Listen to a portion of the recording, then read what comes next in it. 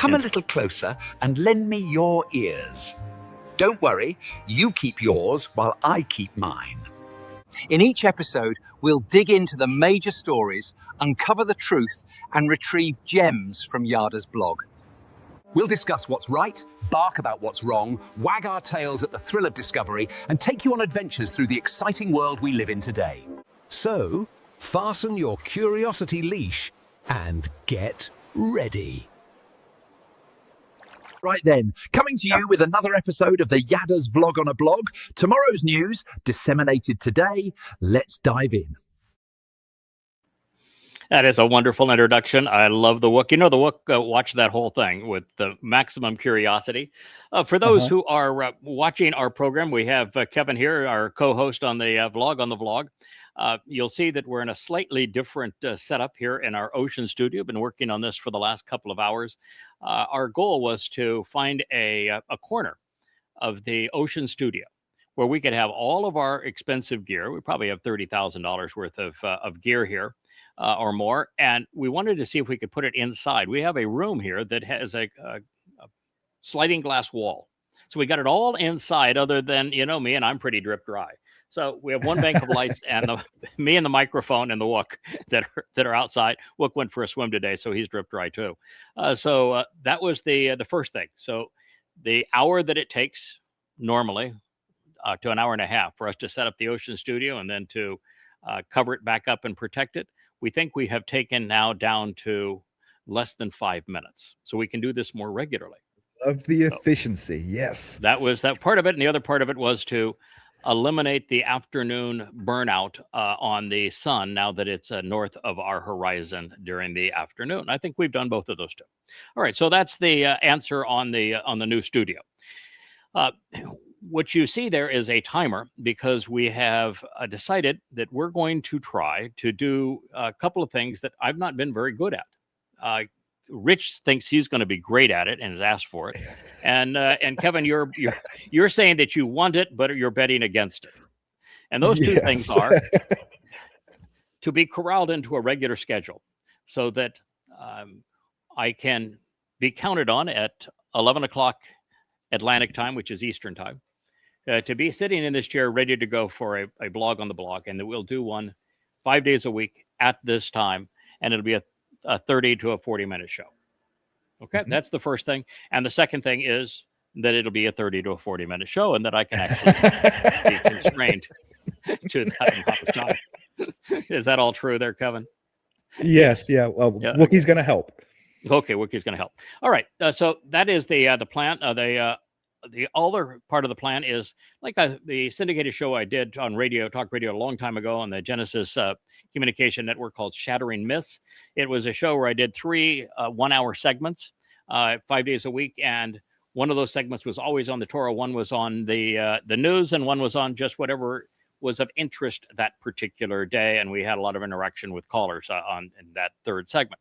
So in this format, we're going to do 15 to 20 minutes related to Torah events and Torah discussion. The other will be on the news. And they don't have to be balanced every day. We do have a timer there, so you can actually see how we're doing on this process. And I've eaten up 3 minutes now with the introduction, which should not be counted against me on the I have to reset the timer? Yes. Okay. Yes.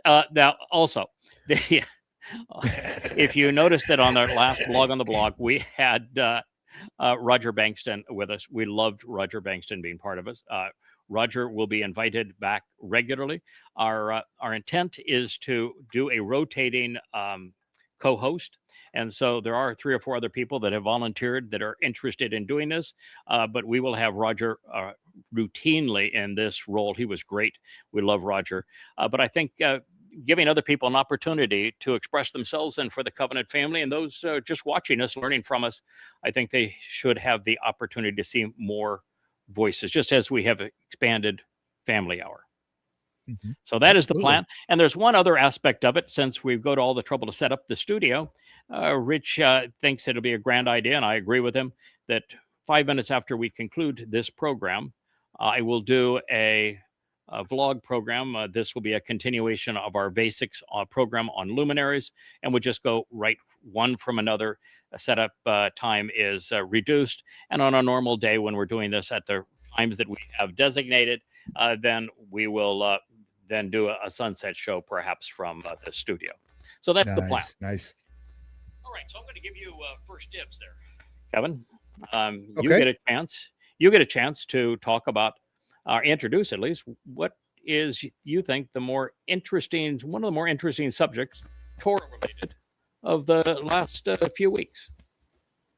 Well, I think the discussion that Perry and I were having on Perry's concept of the neshama, and it's a topic on the Yada Yah chat room, and the premise was that people losing their neshama or not using their neshama correctly, and my point was that there are actually people walking among us today that never had a neshama because they come down. A neshama comes from Adam and Chawa. It's why the daughters of Adam were so beautiful, as the translation we know, but desirable to those outside of the garden, because they had, neshamas, and they had progeny with neshamas. And so I think that, that premise that we know that everybody has a soul and a pesh, right? But it's just offensive for some reason for people to think that there's people that walk among us today, population groups, that never had a neshama. Yeah, that's an interesting thought. First, a neshama is different than a nefesh soul. Wookie has decided that he has the whole desk now to roll him around in, since we moved so many things off of it. But there you go. I can now see you again. Most people have no idea what a neshama is. In fact, I think if you were to poll 1,000 people, we'd be lucky if 1 in 1,000 people, and it may be as few as 1 in a million people. I think that's probably a closer number. 1 in a million people know what a neshama is. And that leads to confusion, because those who want to attack the Torah will say that Adam could not have been the first man 6,000 years ago. And it's true. He's not the first man. And the Torah is very clear that he was not the first human. He was the first human conceived in Yahweh's image. And to be conceived in Yahweh's image, he had to be given, in addition to an animal soul. And God's very clear, all animals have souls. A soul is a nefesh. A soul gives you consciousness, the ability to observe your environment and respond to it. It's the thing that distinguishes between plants and animals. A plant cannot respond to the environment, doesn't really observe it, but an animal can observe what's happening around them and can respond to it. That is a nefesh. All animals have a nefesh. Humans are animals. We have a nefesh. But to make one man in his image, his firstborn, Adam, he gave Adam from himself a neshama. A neshama is a conscience. Now, conscience and consciousness are very different things. And a conscience is that ability to calibrate what you have seen, what you have heard, what you have read, so that you can deduce right and wrong, good and bad, productive and counterproductive. So that literally you know the difference between right and wrong. And so the question is, in today's Generation Z, with so few people thinking, and even those who are getting a Ivy League education yes, are particularly inept. They are grossly immoral. They are incapable of actually reasoning, of using evidence and reason and coming to an intelligent decision. They're indoctrinated into Marxism and to the ideals of progressive Marxism, and they're just really lost beyond that. So the question then becomes also, as you look at people who are overtly religious or very conspiratorial, they aren't thinking. And it's as if their ability to think has been rendered moot. So they're essentially incapable of thinking. So then the question becomes, since that is the difference between man created in God's image and all other people, do all humans actually have a conscience, a neshama, or is it the factor of that most or all do, but it has been rendered inept through religious and political indoctrination such that it's no longer capable of functioning. And when I look at humanity now, it is so different than what I experienced when I was younger. Ability to debate, to reason, to make sound judgments. It's dissipated in our society. So this then puts us in an interesting query. One person was given a nesama by Yahweh, and that was Adam, the first man. He is actually Yahweh's firstborn. It's Dod's soul. That's another interesting topic for another show. And when Chawa was created for Adam, she was given that same nesama. We're not told that was the case, but it's obviously deduced from the presentation that Yahweh has provided. And then mankind turned really nasty. We have what God refers to as the Nephilim. They're not giants. They're the opposite of that. They're fallen. They're minuscule men that turn to violence and subjugation, oppression, that sort of thing. And they are actually called Hamas by Yahweh. Hamas would mean that they are terrorists. They were terrorizing one another. So the Nesama man experiment that Yahweh had begun for the purpose of finding a companion that was more like a son or daughter that he could trust, released from this planet in 3 dimensions with physical bodies, and released from the restraint of a physical body so that their soul and their nesama could explore the universe with him and go from into the 4th, 5th, 6th, and 7th dimension. He had to be certain that we were capable of listening to him, thinking about what he said, responding appropriately, engaging such that we made a contribution to the relationship, and that we could be trusted. If we made a mistake, we would correct it. We would learn from it, and that we would never double down on a mistake by lying about it. And Adam failed that test miserably, but God didn't give up on him. He still loved him. So he moved him out of the garden so he could have some real world experiences, just like you have if you got a son, let's call it a deadbeat son, that just doesn't want to engage, doesn't want to work, doesn't want to make a contribution to the family, doesn't want to do anything all day, won't even do their chores. Eventually you can't continue to cause an environment where that child is so sheltered that they don't ever develop any grit, any backbone, any self-confidence, any personal responsibilities. You have to move them out of the house, and for them to fail and get back up. You still love them, but that's what you have to do. That was the case with Adam. But collective man became horrible. It's one of the things that I think I'm unique in saying, and that it is profoundly important, and it's affirmed multiple times by Yahweh, and including in Bereshit Genesis 6, that the more men there are, and men and women, the worse we become. Individually, we have the potential to be good or bad. Collectively, we're always bad. And the more of us there are, the worse we become. So it became so bad that God grieved to the point he says, I wish I hadn't even created Nesama man.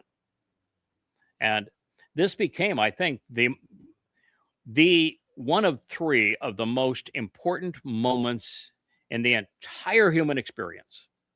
There were 3 points hanging in the on a human knife's experience edge. where it's give or take. It's one yes or no. We as a species are going to be allowed to continue, or it is over for us. And this was one of those moments. And so what did God do to resolve? And it goes right back into who has an Nesama and who doesn't. What did God do to resolve the fallen state of humankind? He put everybody that he could work with a neshama in a safe place, and he cleared off the Eretz, the region of everybody else, killed the Nephilim.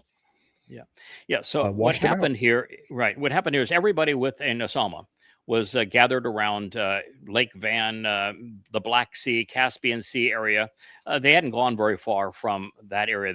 There were humans everywhere on Earth at that time, but humans with a nesama were in that area.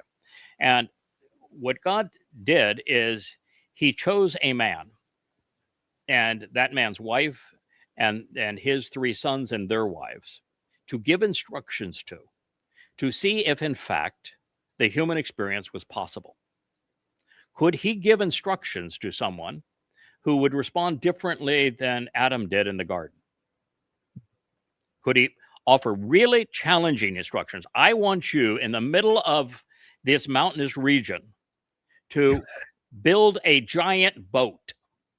Right. It's going to take you years and years and years to do so. I'll give you the instructions, I'll give you the blueprint, but I want you to build this thing. And then I want you to save animals that are native to this region, and we're going to wipe out Nasama man and start over again. It's one of the great stories. Maybe we'll do another blog on how that flood actually transpired. But it's my contention, and I think this is the most interesting story there is. And although we're down to 0, I do get an extra 5 minutes here because we did a 5-minute introduction. But what God did is he chose somebody that he thought could actually do what needed to be done. Listen to him, think about it, respond appropriately, and demonstrate that they could see it through.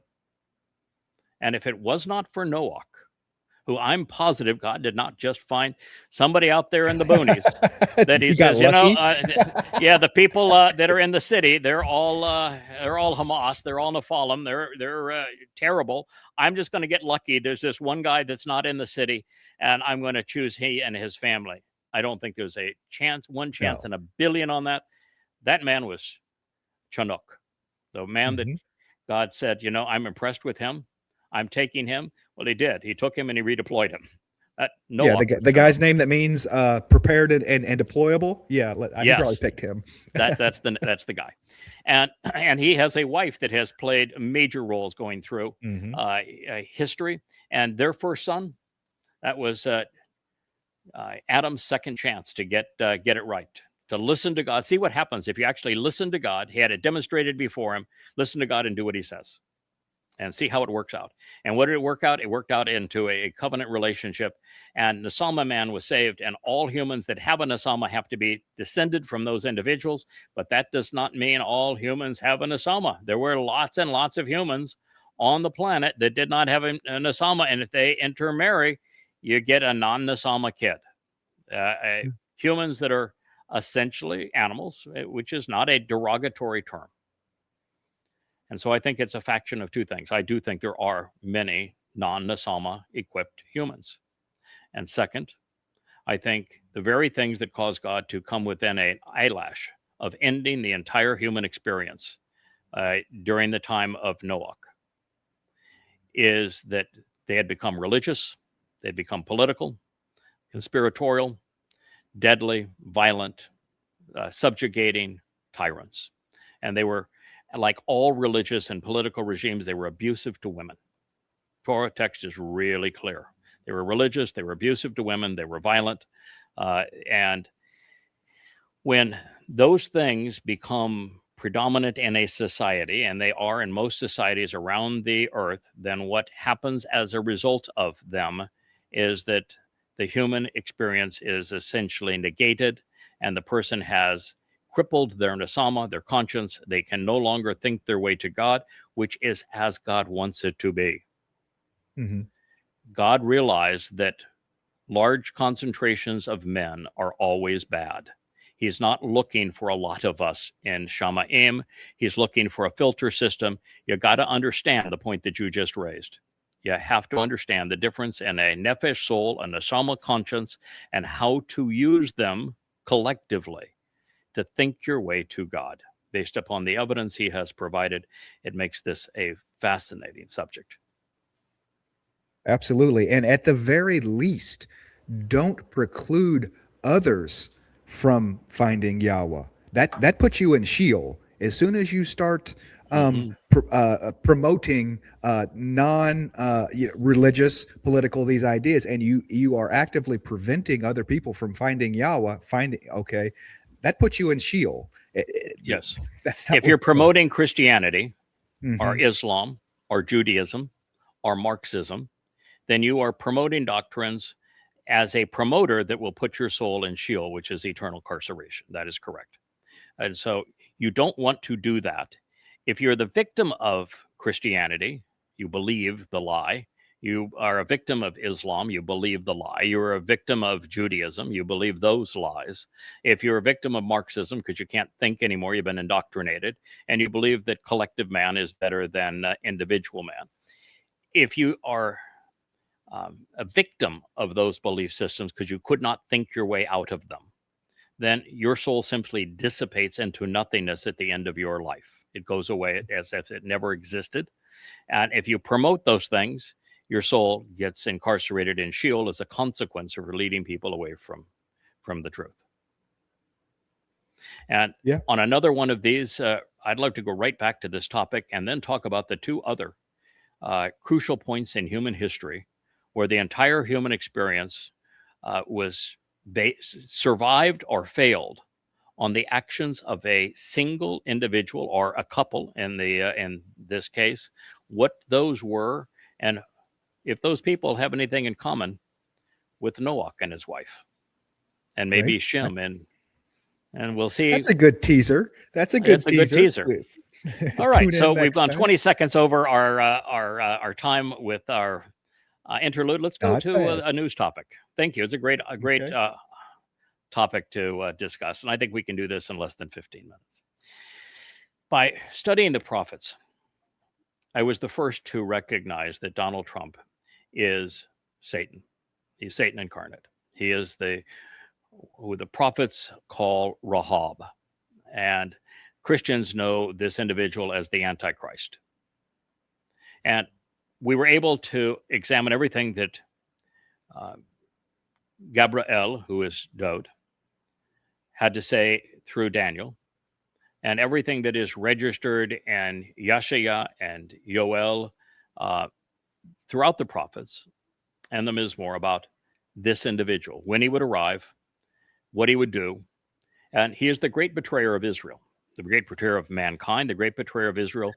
He is literally Satan incarnate. He is going to be worse than all of the villains of human history prior to him. This man will cause more carnage than Hitler, Stalin, Mao, Genghis Khan, Kublai Khan, Tamerlane, Hadrian, Titus, you name it. This is the worst human being that will have ever lived. And these people trying to kill him can't be done. He's impervious to death, which is why he will be incarcerated forever in Sheol, hell. It's a black hole. So if you're trying to assassinate him, don't bother. He is impervious to that. He will finally meet his doom when he leaves Washington, D.C. in January of 2030, and he goes to Jerusalem. And on the Ides of March in 2030, he's going to finally remove all doubt on his status, where he is going to announce that he is more than the leader of the world, that he is God. And he is going to... the mask comes off. And at that time, well, within less than a month of that time, on April 18th of 2030, the two witnesses arrive to oppose him. And it will be a showdown of great interest to the world as these two people, and they're going to do a lot more than just condemn this POS that is Donald Trump. Now, 3 years of that, so that's a long time camping on the temple on Mount Moriah. So yeah, almost 3.5 years of time for the two of us. It's going to be extraordinary service. It's vitally important to God that we accomplish this mission. We will do so, but that's the future, and ultimately it's on Teruah, which is the 24th of September of 2033, that he finally gets his comeuppance. And it's really interesting is how this happens. Yeah. He kills one too many people,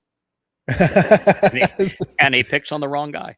You know how Elia 2,888 years ago, to almost the day that this happened, that this will happen, he told his pal to bring in Ahab, and they had that face to face. I wanted the direct confrontation with him, and I said, "No, you're the great troubler of Israel."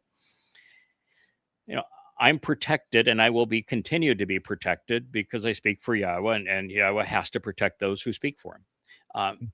But on this day, I let all of my protection down, and I walk up to this POS, and I said, it was Satan. I mean, he is and his minions. And I said, do what you're going to do. Do it. And their attack on me is going to be so sadistic and so vicious, filled with such revenge and vitriol, that it's going to shock the world. And Yahweh is using that death as the sacrifice of the Adam of Parah, to then, as a burnt offering, it'll be to purge the mortal remnant of Israel on this day, 10 days before Dod and Yahweh return. It's an extraordinary part of prophecy. If you don't know it, then you don't know God, and it's not going to bother you anyway because you're not going to be there. You won't live long enough to get to this point. But I would strongly encourage you to do that. And I think, Kevin, it's important that it's 18 months ago that I didn't just announce that Donald Trump was the person Christians know as the Antichrist. He's the Torahless one. He's the great betrayer of Israel. And the technical term is he is Rahab. But I proved it.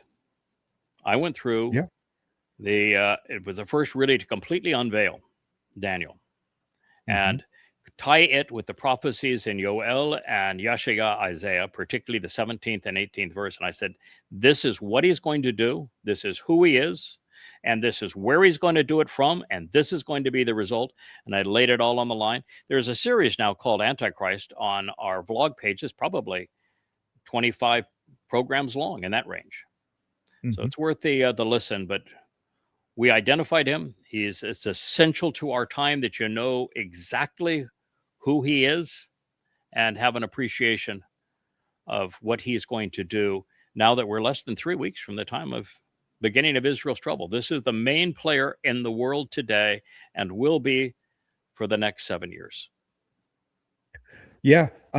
The series Ethsara is the one where the unveiling of or the unsealing of the book of Daniel and also taking through Yoel that is the Antichrist series is based on. So if those of you that can read and would like to read, I would strongly recommend Ethsara. It's the 9th volume of Yadaya, I believe.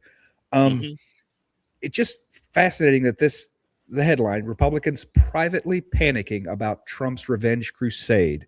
Okay. They're not actively doing anything about it. There's no one in the Senate that's saying on the Republican side, because they're politicians and it's all about power, power, power. Not that they can do anything, physically remove him. It's also about fear. Well, they're afraid of Donald Trump, and they should be afraid of him. He's vicious. No one comes after Donald Trump that isn't torn to ribbons. He is the Hannibal Lecter of politics. That's the most vicious human being that's ever lived. Yeah, he's taken a second swipe at Comey. I believe that there's going to be charges filed against Comey for seashells. For seashells, he put in seashells 8647, and for that, I mean, that is so. There is nobody that could do anything like that, shy of Satan, that would stoop to that level of vengeance and revenge. Yeah, I saw the press conference the other day of him explaining what 86 means to people and about how it's a mob hit and and it's an old mob term or whatever. I don't think so. I think it comes from diners. It's remove it from the menu. We sold out of the special, and so 86 it from the menu is where the slang came from. Remove it from the menu. And is that actually where? Oh, so you actually did the a look at, I haven't done that. I thought that would be clever. I always just thought 86 means remove it is what I thought. So you're removed. So what he was saying is impeach and convict Donald Trump, which is 8647. It's which would be it's an appropriate response to him. Politicians are too afraid of him to do that. But I've heard he has been 86'd. Now, when I've heard that, I didn't think that that meant he had been killed.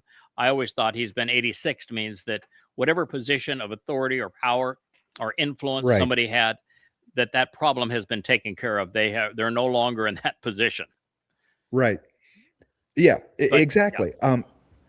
But for him to, I mean, he spent 5 minutes blathering away about mob hits and they're not good guys and about the term 86 in the White House, explaining himself about how, Comey should definitely be prosecuted for this. And wow, just can you absolutely imagine the unbelievable. grand jury? I don't think the grand jury that decided to indict him on this, the 24 people in that grand jury, or whatever number it was, would have had a collective IQ of 100. I mean, talk about a Nasama free zone. That would have been a Nasama free.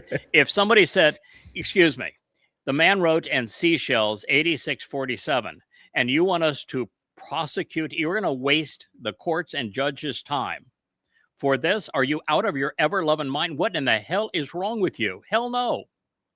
Yeah. There wasn't a single person in there with character that could have said that. By the way, I'm not a Comey fan. And the interesting thing about when we besmirch Donald Trump tearing his character to ribbons, it's because we're moral, because we're judgmental, because we've read the prophets, we know who he is. I am way too conservative to be a Republican. Mm-hmm. So I am certainly not a Marxist. So when I'm confronted with, the other side is, can you imagine if we had Kamala Harris as president? Well, that would have been horrifying to have Cackles as president. Marxists are dumb. Marxism is a completely failed doctrine, and it's counter to what Yahweh asks us for. That's collectivization of human relationships, and that makes them worse. It destroys incentive. It pulls people away from personal responsibility. There is no rational moral code that is part of it. Marxism is a completely failed economic system. And so, no, we are not Marxists. We are not progressives. We're not woke. And I probably can speak for you. We're too conservative, too in favor of free enterprise, too in favor of personal responsibility, of smaller government, and of more opportunity for individuals than you can be and still be a Republican. I can't stomach Republicans because they are not in favor of any of those things. And so, no, we're not. We're not Republicans. Well, because God tells us not to be political, but also because the Republicans are way too wacko, too religious, and too political for our taste. But you can't get any worse than that man right there. That's as bad as it gets. And Marxism with it's still theft. Yahweh is against theft, right? And yes. So Marx, even if it's the government doing it, it is still theft. Right. So that makes it okay. Yeah. No. Then we are going to be doing 15 minutes a day, 5 days a week on politics, not because we're political, but because it's impossible for somebody to become part of the covenant family, which is what we advocate, while you are political.